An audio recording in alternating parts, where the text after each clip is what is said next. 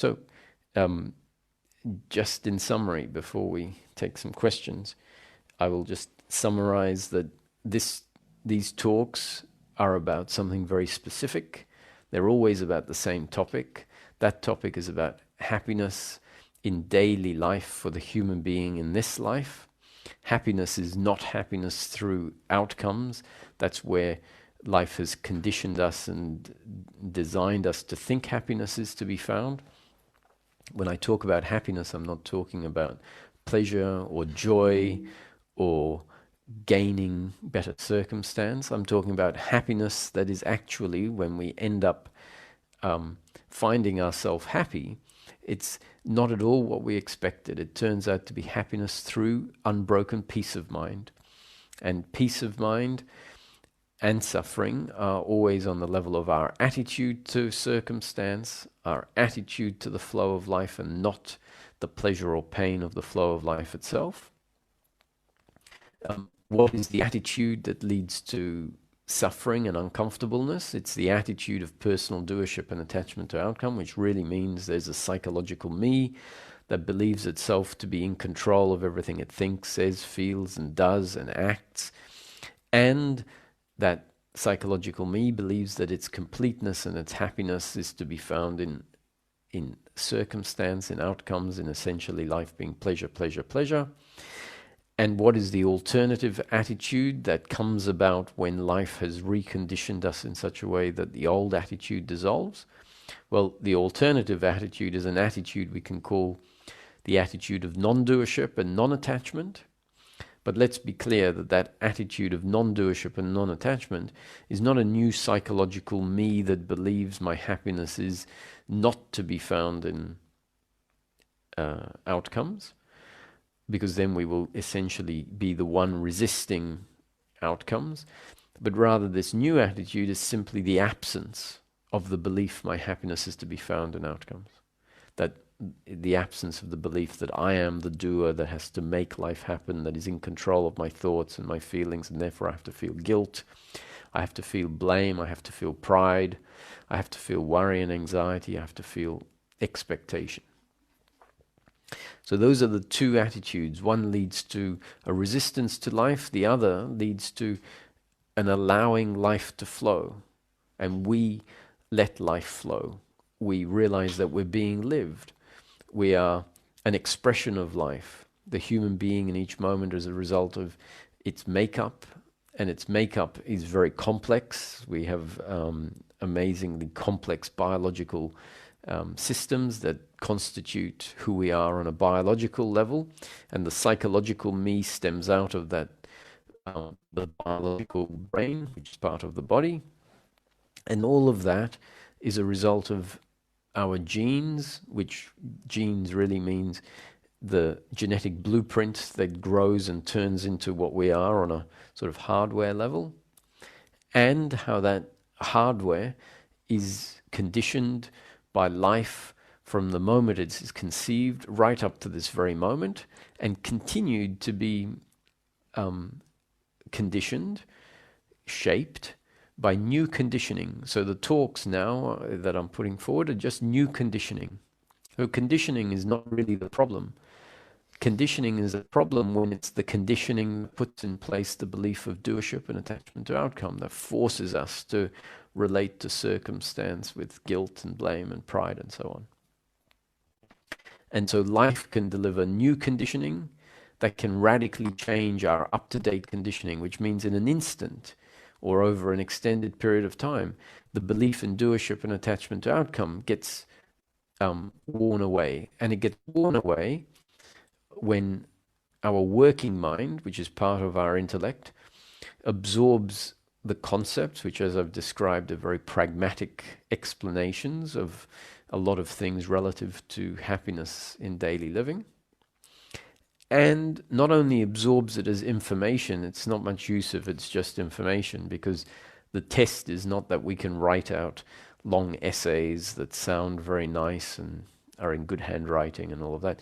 The real benefit is when the suffering stops arising. Now, the suffering stops arising when the psychological me dissolves, and the psychological me dissolves when the intellectual understanding starts to go deeper and deeper and deeper, and it does that when we find ourselves automatically investigating and seeing the dynamics that were always there in life, but that we had no interest in, that we weren't equipped to recognize.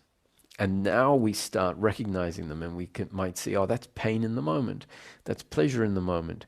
Here's my attitude of attachment to the pleasure and the pain. Here's my attitude of blame towards the other for what I see that they have done as the doer, and that they should have done it differently. And we might have a thought that arises, actually, how could they possibly have done it differently? They are a result of this very complex genetic structure that's grown into a person that has been conditioned by life.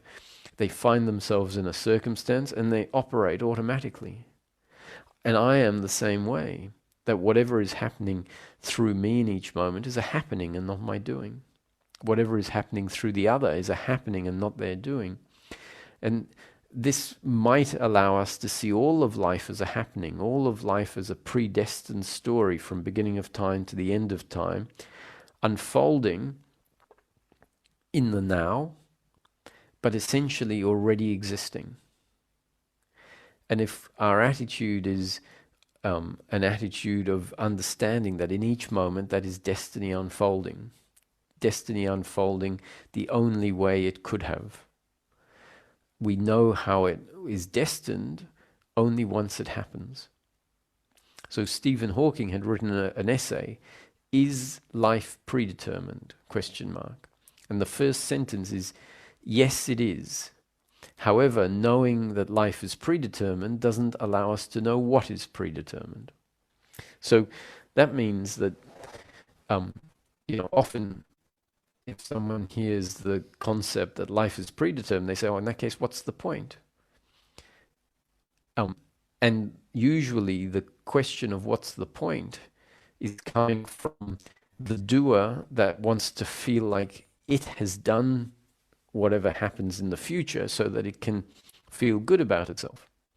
And so if it hears, oh, life is predetermined, then it says, well, if that's the case, I can't claim credit for it. And so if I can't claim credit for it, it says, what's the point? Because its modus operandi is to succeed in such a way that it believes that if I succeed, then I will be loved.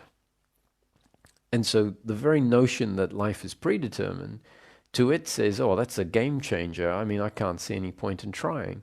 It's a bit like someone saying, well, let's play sport, but the result already exists.